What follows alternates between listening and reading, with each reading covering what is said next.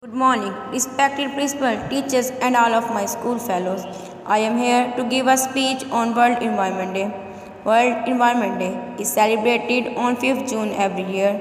Its aim is to raise global awareness about our environment. Dear student, think a while. Do we really value our environment? Do we really think our planet? Do we really do something good for our health? Dear friends, this planet is our home and our duty and responsibility to protect it. Let's take care of it. The theme World Environment Day 2022 Only One Earth, which will highlight the possibilities for shifting to more sustainable, greener lifestyle. Dear friends, the earth is growing more ominous every day.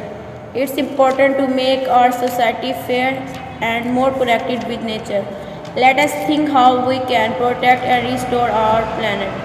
First, let us decide not to destroy our home that shelter us. How can we restore our environment? We should save resources like water, electricity, fossil fuels.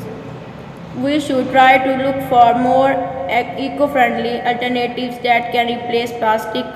Let us light the candle and bring happiness to the world. Thank you everyone for listening by me so patiently.